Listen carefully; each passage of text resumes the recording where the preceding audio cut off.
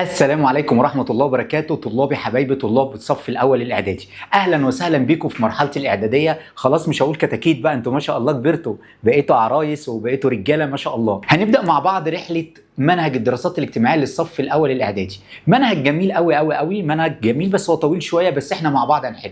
نظامنا يبقى إيه مع بعض؟ إن شاء الله نشرح المنهج بالتفصيل، أي كلمة بإذن الله هقولها، يعني مفيش كلمة هتعدي عليك وأنت مش فاهم معناها، ده رقم واحد. رقم 2، في نهاية المحاضرة بإذن الله هنزل لك واجب، هو صغير يعني 100-150 سؤال هنحلهم مع بعض. أزود كمان، خلاص 200 سؤال. ما شاء الله أنت شطار قوي أهو. أزود تاني؟ في بنت قاعدة بتقول لي زود، لا كفاية بقى، كفاية عشان زميلك مش راضي. خلاص إن شاء الله يعني هيبقى في كواجب هنحله، وبعد كده في فيديو صغير هحله مع بعض الواجب معاكم وانتوا تعلموا وتشوفوا عملتوا قد ايه. في نهايه المحاضره السادسه باذن الله هنزل لكم الكتاب كله PDF للي عايز يصوره عشان يبقى معاك كتاب كامل باذن الله. مش هفوت اي كلمه، هتبقى رحله جميله مع بعض. مش هناخدها بقى نظام مدرس ومحبش الدراسات، لا لا لا خالص، هي رحله باذن الله وهتبقى جميله، وهنقفل باذن الله الدراسات ونبدا يلا مع بعض اولى اعدادي اول درس.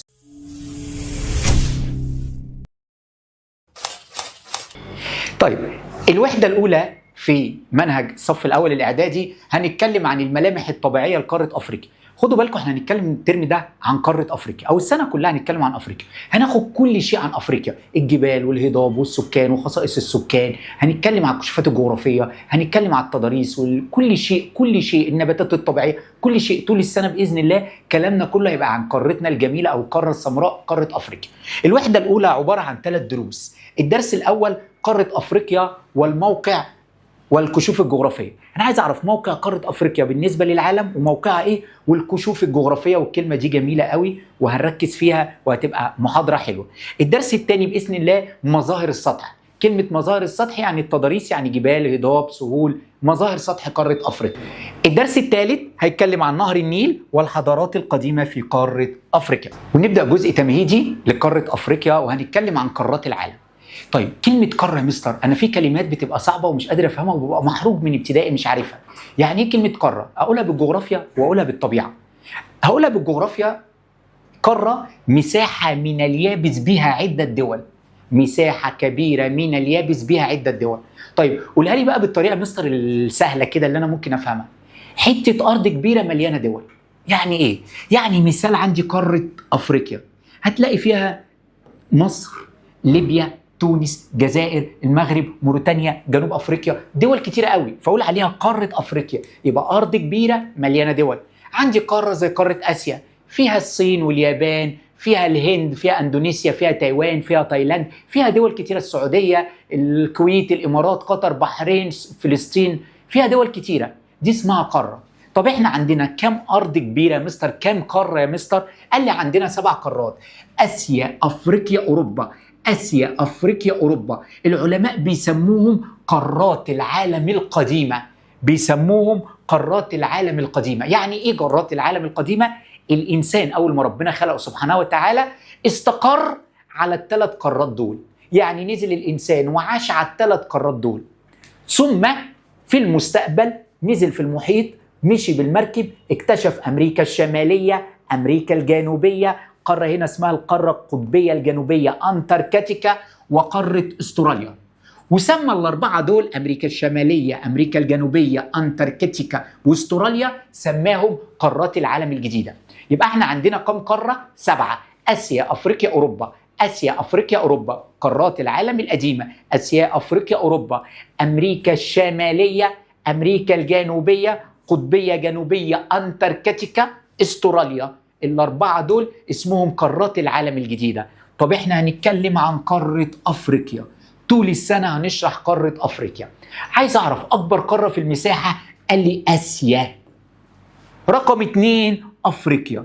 يبقى أول معلومة عندنا القارة اللي احنا هندرسها بالتفصيل طول السنة اسمها قارة أفريقيا، هي رقم 2 في المساحة بعد قارة آسيا. كده احنا قلنا العالم فيه 7 قارات واتكلمنا عنهم، وقلنا قارات قديمة زي آسيا، أفريقيا، أوروبا. قلنا قارات جديدة: أمريكا الشمالية، أمريكا الجنوبية، استراليا، والقارة القطبية الجنوبية أنتاركتيكا. طيب عندنا القارة بتاعتنا، احنا ساكنين في أجمل دول العالم، أم الدنيا مصر. مصر دولة جوه قارة اسمها قارة أفريقيا. يبقى القارة بتاعتنا اللي احنا هندرسها قارة أفريقيا، دي إحدى قارات العالم القديمة، هي في المساحة رقم 2، مساحتها 30.4 مليون كيلومتر مربع، 30.4 مليون كيلومتر مربع، يعني خمس مساحة العالم، يعني 20% من مساحة العالم.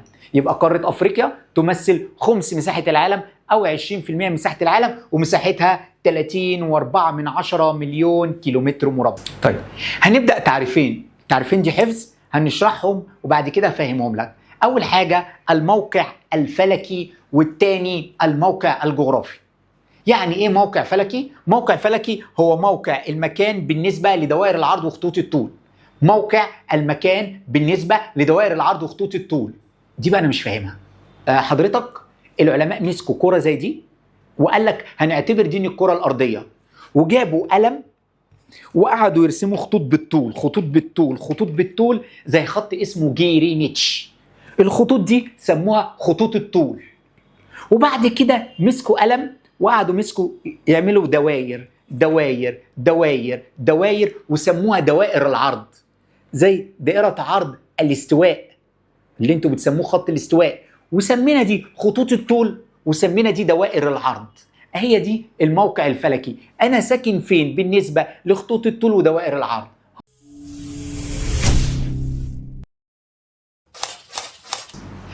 هنرسم مع بعض قارة أفريقيا بسرعة كده، وحاول بعينيك تتخيل قارة أفريقيا، لأن طول السنة هنرسم الرسمة دي، ونرسمها كده بطريقة هزار كده. نقول لك سطر معرض بالراحة، وبعد كده نقول لك نعمل 7، وبعد كده نعمل منها 11، وبعد كده نعمل كوز مية، وبعد كده نوصلهم ببعض.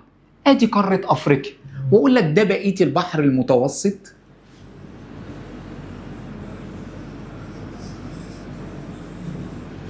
ادي البحر المتوسط، ادي المحيط الاطلنطي، ادي البحر الاحمر، ادي المحيط الهندي. يبقى دي قارة افريقيا. ولازم وكأي ولي امر قاعد بيذاكر مع ابنه او بنته ما ينفعش ابدا اولى اعدادي وانا مش عارف الاتجاهات. انا عارف ان كلكم عارفينها حبايبي، بس اكد عليها. لازم تبقى عارف يعني ايه شمال، يعني ايه جنوب، يعني ايه شرق، يعني ايه غرب. ما ينفعش تبقى في اولى اعدادي وانت لسه مش عارف الاتجاهات. لازم تبقى عارف يعني ايه شمال، لازم تبقى عارف يعني ايه جنوب، لازم تبقى عارف يعني ايه شرق، لازم تبقى عارف يعني ايه غرب.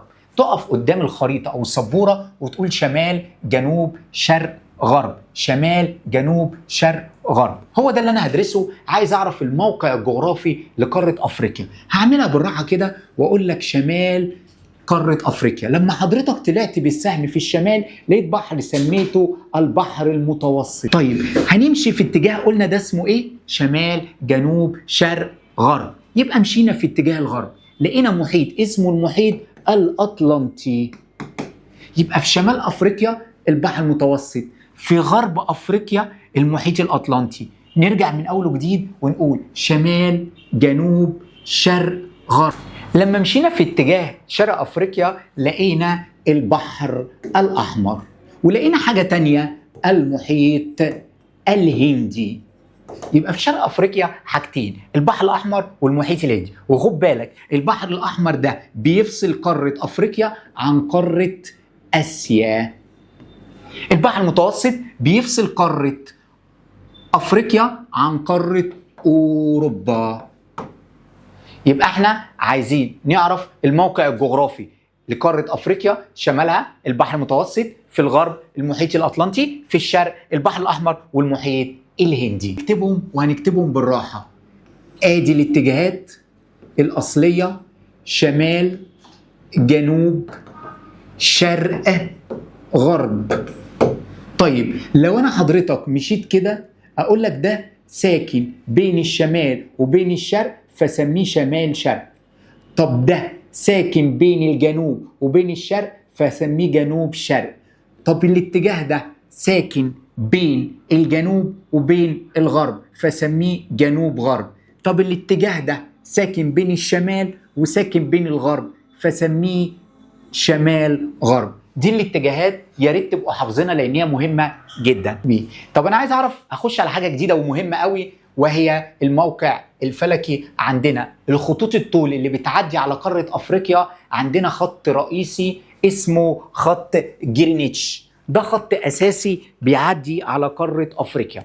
عندنا 3 دوائر عرض اساسيه بيعدوا على قاره افريقيا. دائره عرض الاستواء اللي بتقسم قاره نصين، الكره الارضيه نصين، وعندنا مدار السرطان وعندنا مدار الجدي. نشوفهم على الخريطه. يبقى قاره افريقيا بيعدي عليها خط جرينتش وهو ساكن في غرب قاره افريقيا، خط رئيسي، وعندنا 3 دوائر عرض رئيسيه: دائره الاستواء، مدار السرطان في الشمال، ومدار الجدي في الجنوب.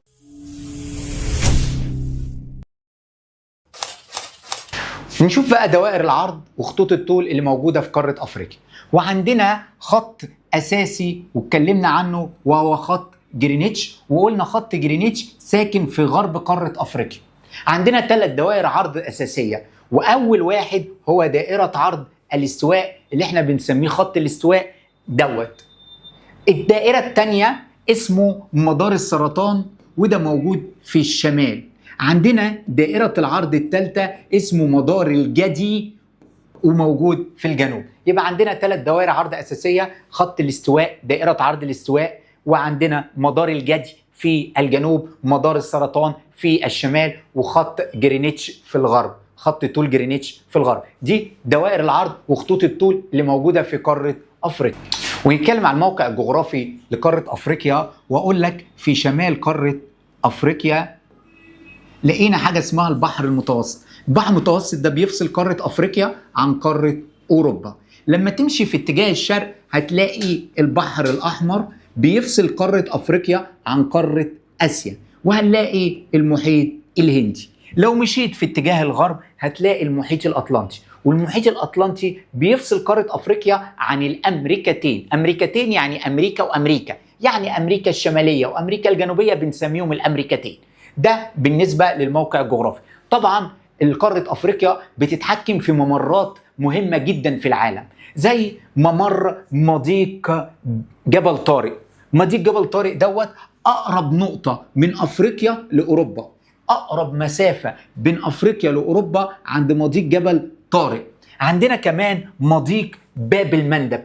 مضيق باب المندب ده أقرب نقطة من قارة أفريقيا وقارة آسيا، ده مضيق باب المندب اللي بيمر في قارة أفريقيا. وعندنا أعظم ممر في العالم وهو ممر طبيعي من صنع الإنسان، وهو قناة السويس اللي موجود في دولتنا العظيمة دولة مصر. قناة السويس ده بيربط البحر الأحمر والبحر المتوسط، بيربط البحر الأحمر مع البحر المتوسط، ده قناة السويس. ودي الممرات المهمة اللي في قارة أفريقيا.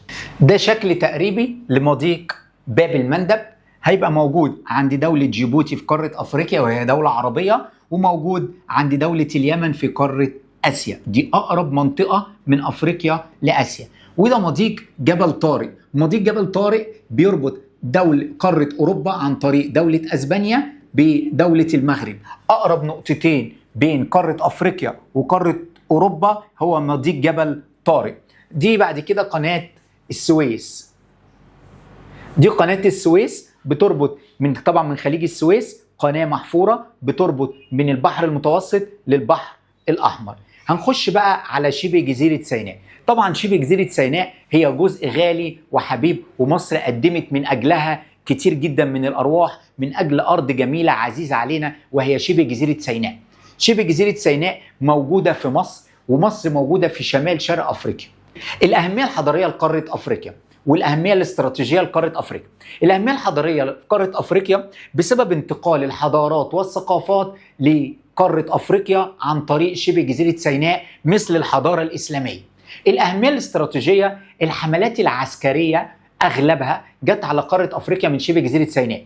ودي بره المنهج الجزئيه اللي انا هقولها دي من اول البشريه. الهكسوس جم من طريق شبه جزيره سيناء، اليهود ولاد الحرام الاحتلال جه لما احتلوا سيناء والحمد لله طهرناها، جم من شبه جزيره سيناء. المسلمين لما فتحوا مصر جم من شبه جزيره سيناء. الاسكندر الاكبر، البطالمه، ناس كتيره قوي جم من شبه جزيره سيناء. فشبه جزيره سيناء هي البوابه لقاره افريقيا. اللي عايز يجي افريقيا من اوروبا او من اسيا بيجي عن طريق شبه جزيره سيناء. فعشان كده بقول لك اهميتها الاستراتيجيه. شبه جزيره سيناء تعرضت لحملات عسكريه، عديد من الحضارات من الحملات العسكرية. ما المقصود بكلمة الحضارة؟ الحضارة أي حاجة الإنسان عملها حضارة. الاستديو والتكنولوجيا اللي احنا فيها دي حضارة. الهرم زمان كان حضارة. اللبس، القلم، أي حاجة الإنسان اخترعها حضارة. يبقى الحضارة نتاج تفكير الإنسان، نتاج ثقافة الإنسان. فأنا أقول لك الحضارة مجموعة من الإنتاج الثقافي والعادات والتقاليد، كل دي بسميها حضارة. يبقى مجموعة من الإنتاج الثقافي، عادات وتقاليد، فنون وقيم، إنتاج مادي، إنتاج معنوي. إنتاج مادي يعني قصور، مباني، هرم، مسلة، معبد. إنتاج معنوي شعر، كتابة، لغة، كل دي اسمه إنتاج معنوي. كل ده الإنسان عمله، كل ده بسميه حضارة.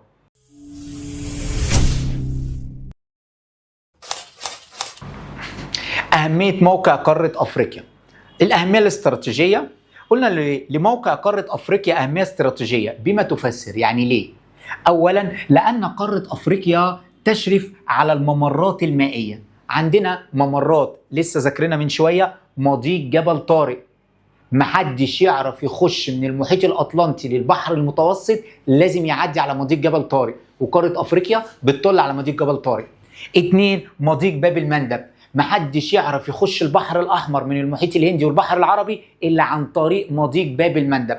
وطبعا قناة السويس، الشريان اللي بيربط البحر المتوسط بالبحر الأحمر. يبقى هي دي الأهمية الاستراتيجية. لو قال لك بما تفسر الأهمية الاستراتيجية، أقول له تشرف على الممرات المائية مثل مضيق جبل طارق، مضيق باب المندب، وقناة السويس. الأهمية الاقتصادية لقارة أفريقيا. الأهمية الاقتصادية لقارة أفريقيا بما تفسر أو الأهمية الاقتصادية لقارة أفريقيا. أولا الموقع الجغرافي. قارة أفريقيا تتوسط العالم، هي قارة في نص العالم، قريبة من كل قارات العالم، تمام؟ بتشرف على الملاحة العالمية. والموقع الفلكي لقارة أفريقيا خلى عندها مناخ ونباتات طبيعية وحيوانات ومحاصيل زراعية. الأهمية الحضارية لقارة أفريقيا. نشأت في قارة أفريقيا عديد من الحضارات القديمة، وإحنا قلنا من شوية يعني إيه حضارة. نشأت عديد من الحضارات القديمة. طبعا الحضارة المصرية القديمة اللي بالغلط بنقول عليها الحضارة الفرعونية، هي اسمها الحضارة المصرية القديمة في مصر، اللي احنا بنقول عليهم الفراعنة. الحضارة الثانية حضارة قوش في السودان، ودي حضارة كبيرة، حضارة قوش في السودان. وعلى فكرة عاملين أهرامات صغيرة كده في مدينة اسمها مروي، هناخدها قدام شوية في التاريخ. عندنا حضارة أكسوم. حضارة أكسوم هي في إريتريا وأثيوبيا حاليا، كان في حضارة اسمها أكسيوم. وعندنا حضارة قرطاج. حضارة قرطاج حضارة كبيرة جدا جميلة، هي في تونس حاليا، حضارة قرطاج. فهي دي لو قال لك بما تفسر الأهمية الحضارية لقارة أفريقيا، أو اللي قامت بها عديد من الحضارات مثل الحضارة المصرية القديمة في مصر، حضارة قرطاج في تونس، حضارة قوش في السودان، حضارة أكسيوم في إريتريا وأثيوبيا. نخش على جزئية جديدة، الخريطة السياسية لقارة أفريقيا. الخريطة السياسية يعني هنتكلم عن حدود ودول والكلام ده كله. الخريطة السياسية أفريقيا فيها 54 دولة، وهنحفظ الرقم ده، أفريقيا بيها 54 دولة. فيها دولتنا الجميلة مصر ساكنة في شمال شرق أفريقيا. فلما رسمنا الخريطة يبقى كده شمال شرق أفريقيا هتلاقي دولة مصر. يوجد في أفريقيا 10 دول عربية. ممكن نجيب خريطة هنقول ال10 دول وهجيبهم على خريطة كده: مصر، السودان، ليبيا، تونس، الجزائر، المغرب، موريتانيا، جيبوتي، الصومال، جزر القمر. نجيبها كده على الخريطة عشان أوضحها لكم أكتر.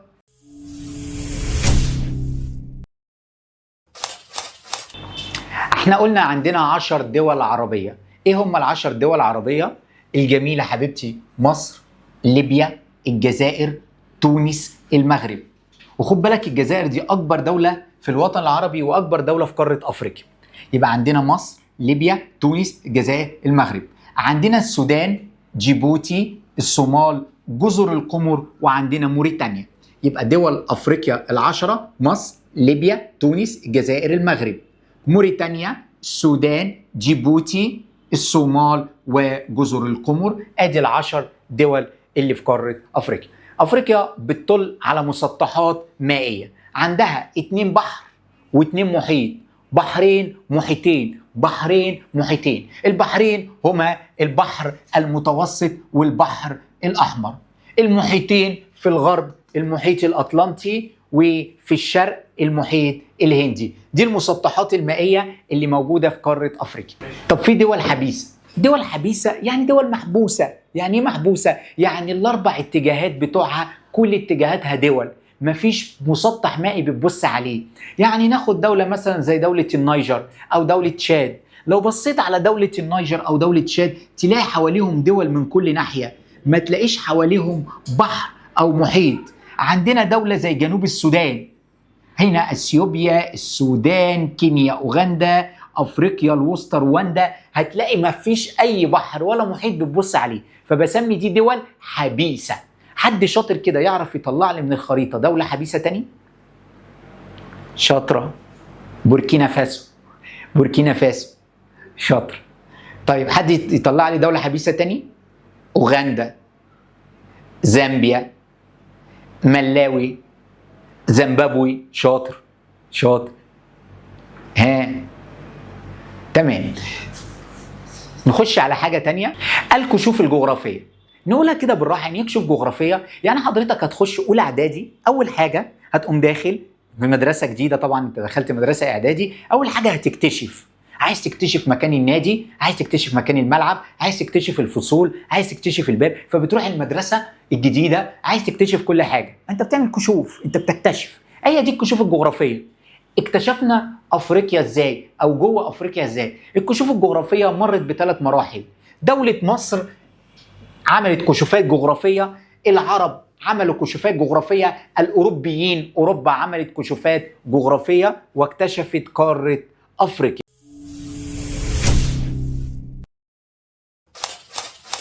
الكشوفات الجغرافيه بالنسبه للمصريين في قاره افريقيا، ونبدأ في قدماء المصريين، ونبدأ بأول حاجة الرحالة حرخف. الرحالة حرخف خرج من دولة مصر، نزل اتجه في 4 رحلات للجنوب، يبقى مشي 4 رحلات في الجنوب الرحالة حرخوف. بعد كده في الأسرة 26 كان في ملك اسمه نخاو. الملك نكاو أو نخاو بتتنطق في الفرعونية بالاسمين. الملك نخاو جاب بحارة من فينيقيا من بلاد الإغريق وقال لهم عايزين نلف حوالين قارة أفريقيا. وخرجوا الرحالة من البحر الأحمر، خرجوا من مضيق باب المندب، لفوا حوالين قارة أفريقيا، دخلوا على مضيق جبل طارق، والرحلة دي استمرت 3 سنوات. دي الرحالة. طبعا في العصور الحديثة، يبقى كده في العصور القديمة عندنا 2. أما بالنسبة للعصور الحديثة، في العصور الحديثة عندنا محمد علي باشا والخديوي إسماعيل. في العصور الحديثة عملوا رحلات جغرافية، ونبدأ بمحمد علي باشا. محمد علي باشا نزل لاكتشاف قارة أفريقيا واكتشاف منابع النيل. عندنا هنا سؤال، ما النتائج المترتبة على رحلات محمد علي باشا؟ أقول له اكتشف منابع النيل، النيل الأبيض. أقول له اكتشف النيل الأبيض ورسم خريطة لجنوب السودان. يبقى لو قال لك ما النتائج المترتبة على إن محمد علي أرسل بعثات لقارة أفريقيا، أقول له اكتشف النيل الأبيض ورسم خريطة للسودان. جه حفيده ابن ابنه الخديوي إسماعيل. الخديوي إسماعيل نزل لغاية المناطق الاستوائية. يعني إيه المناطق الاستوائية؟ يعني نزل لغاية قرب خط الاستواء. نزل لغاية قرب خط الاستواء. ده الخديوي إسماعيل. دور العرب في الكشوفات الجغرافية، وهنبدأ بالجغرافيين العرب. عندنا ابن بطوطة. تضحكش، هو اسمه كده ابن بطوطة. ابن بطوطة رحالة عظيم عربي، راح زار قارة أفريقيا، مشي في الشرق ومشي. ابن بطوطة رحالة عربي زار شمال قارة أفريقيا ومشي في غرب قارة أفريقيا. الرحالة اللي بعده وصل طبعا ابن بطوطة لغاية دولة اسمها دولة مالي. لا، مالي. دولة مالي، وصل لغايه دوله مالي. الرحاله الثاني العربي المسعودي، افتكروا ان هو غني شويه، مسعودي. المسعودي ده رحاله عربي بالنسبه للجغرافيين العرب. عندنا ابن بطوطه، احنا قلنا ابن بطوطه عمل رحلات، اخترق الصحراء، مشي في شمال افريقيا وفي غرب قاره افريقيا. وعندنا المسعودي الف كتاب عن قاره افريقيا. القوافل العربيه، احنا قلنا كلمه قوافل جمع كلمه قافله. قافله يعني مجموعه من الجمال، مجموعه من التجار رايحين يبيعوا ويشتروا. وصلت القوافل العربيه لدوله اسمها السودان، دولة اسمها الحبشة، وجزر القمر وغيرها من الدول في قارة أفريقيا. عندنا الممالك الإسلامية. ممالك إسلامية يعني العرب المسلمين بدأوا ياخدوا حتت في قارة أفريقيا ويعملوها ممالك إسلامية. عندنا ممالك إسلامية كانت في الساحل الشرقي لقارة أفريقيا. ومعنى أن أنا أقول لك الساحل الشرقي لقارة أفريقيا يعني إحنا بنرسم قارة أفريقيا كده، وبقول لك ده اسمه الساحل الشرقي لقارة أفريقيا. تمام. عندنا كمان وصلوا لهضبة البحيرات الاستوائية. هضبة البحيرات الاستوائية دي عند خط الاستواء، هناخدها بالتفصيل قدام. بالنسبة للكشوفات الجغرافية للأوروبيين، أول من عمل كشوفات جغرافية في قارة أوروبا هما البرتغاليين، يعني دولة البرتغال اللي فيها كريستيانو رونالدو بتاع الكورة. البرتغاليين دول كان فيهم بحار اسمه هنري الملاح، مش الفلاح، الملاح يعني بتاع البحر. هنري الملاح كانت العالم كلها بتخش من البحر المتوسط على البحر الأحمر عشان تروح الهند. هنري الملاح قال لك أنا هلف حوالين قارة أفريقيا، مش هخش من مضيق جبل طارق، أنا هلف حوالين قارة أفريقيا. وفعلا استطاع البرتغاليين اكتشاف طريق جديد اسمه طريق رأس الرجاء الصالح في القرن ال15. كلمة قرن يعني 100 سنة، فأقول لك في القرن ال15 يعني من بعد من 1400 ل 1500. تمام. هو اكتشفها 1498 بس التاريخ مش حفظ. في نهاية القرن ال15 هنري الملاح اكتشف طريق رأس الرجاء الصالح. بعد كده في القرن ال18 وال19 هجم الأوروبيين، هجموا على قارة أفريقيا. هجموا ليه؟ عشان يسرقوها. ايه يا مستر؟ أوروبا حرامية؟ أوروبا حرامية. جم بما تفسر هجم أو جاء عديد من الدول الأوروبية لقارة أفريقيا. أقول له الإجابة في 3 كلمات: لنهب خيرات أفريقيا.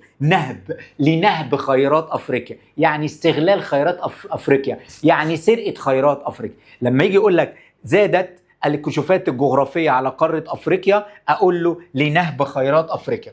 تصارعت الدول الأوروبية الاستعمارية على قارة أفريقيا، الإجابة لنهب خيرات أفريقيا. وبعد كده عملوا مستعمرات وفضلوا لغاية لما احتلوا معظم قارة أفريقيا. ده هناخده الحصة الجاية. أنا هديك واجب، يعني أسئلة قليلة كده هنحلها، والحصة الجاية إن شاء الله هنحلها مع بعض، وانت تعلم لنفسك ونشوف الدرجة بتاعتك.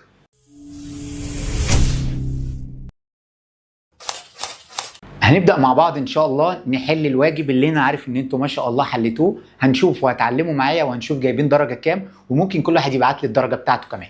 طيب هنبدأ. رقم 1 بيقول لك قارة، أقول له رقم 1 قارة، صح زي ما أنتوا قلتوا هي قارة أفريقيا. رقم 2 هي قارة آسيا، شطار. رقم 3 قارة أوروبا. رقم 4 قارة أمريكا، أيوة الشمالية. رقم 5 قارة أمريكا الجنوبية. رقم 6 قارة استراليا. رقم 7 القارة القطبية الجنوبية أنتاركتيكا.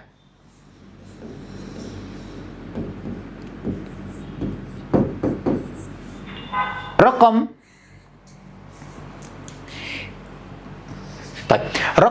8 مدار السرطان. رقم 9 المحيط الأطلنطي. رقم 10 المحيط الهندي.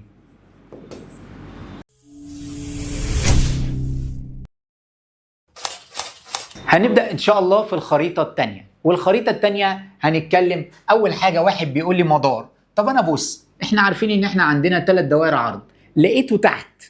إحنا قلنا اللي في الجنوب اسمه مدار. شاطر. الجدي. رقم 2 خط طول. إحنا ما عندناش في المنهج خدنا غير خط طول واحد، خط طول جرينتش.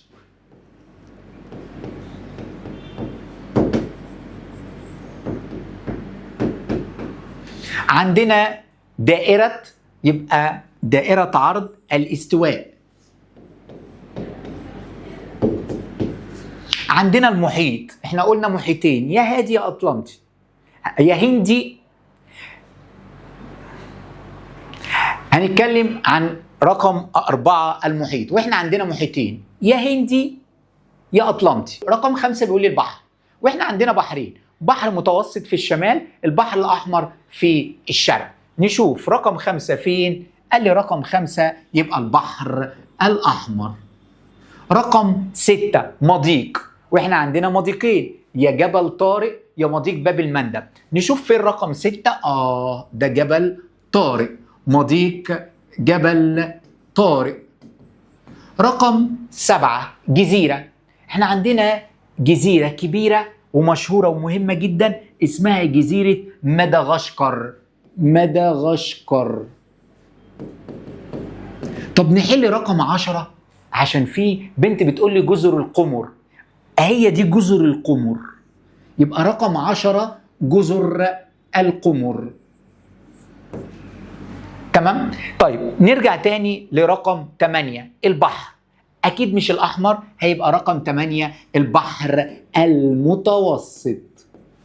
رقم 9 مضيق، طب احنا خدنا هنا مضيق جبل طارق، يبقى هنا مضيق باب المندب. رقم 11 ده خليج عدن. خليج عدن.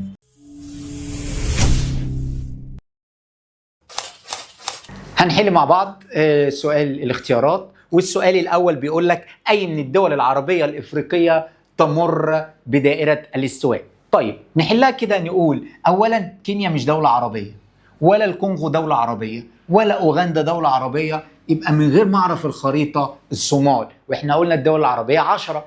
طيب الدولة الحبيسة، دولة حبيسة من الخريطة، يعني دولة ما بتبصش ولا على بحر ولا على محيط. عندنا خدنا جنوب السودان. نخش على السؤال الثالث. السؤال الثالث دولة ساحلية. دولة ساحلية يعني بتبص على بحر أو محيط، يعني مش دولة حبيسة. أفريقيا الوسطى دولة حبيسة. مالي دولة حبيسة. تشاد دولة حبيسة، يبقى الإجابة موزمبيق. طب أعرف إزاي يا مستر؟ ما أنا مش هقدر أحفظ ده كله. لو رجعتوا على الخريطة هتلاقي هيجيب لك خريطه زي دي، وجايبها لك هنا في الPDF وانت بتحل. لما اجي اقول لك اهي دي دوله حبيس، دي دوله حبيس، دي دوله حبيس، مالي دوله حبيس. تمام؟ فاحنا هنبص على الخريطه وهنعرف نحل بسهوله جدا. تطل دوله جنوب افريقيا على مسطحين مائيين، يبقى دوله جنوب افريقيا بتبص على مسطحين مائيين. دوله جنوب افريقيا لو رسمنا بالراحه كده الخريطه اقول لك هي دي دولة جنوب افريقيا. الله، دي بتبص على المحيط والمحيط، يبقى بص بتبص على المحيط الهندي والمحيط الاطلنطي. السؤال الخامس، يمر مدار الجدي في قارة افريقيا بدول ناميبيا، اوغندا، زامبيا، انجولا. مدار الجدي بيمر بدولة ناميبيا. السؤال رقم 6، الدولة العربية التي تقع في المحيط الهندي. ما عندناش دولة عربية موجودة في محيط غير دولة جزر القمر، يبقى الإجابة جزر القمر. رقم 2 مدغشقر مش دولة عربية، ولا الجابون دولة عربية، ولا ليتسيو دولة عربية. نخش على السؤال رقم 7، الممر المائي الذي تقترب عنده قارة أفريقيا بأكبر قارة في العالم. أكبر قارة في العالم هي آسيا، يبقى احنا كده عرفنا ان احنا بنتكلم عن مضيق باب المندب. الممر المائي التي تقترب عنده دولة المغرب بقارة أوروبا. يبقى احنا بنتكلم عن مضيق جبل طارق.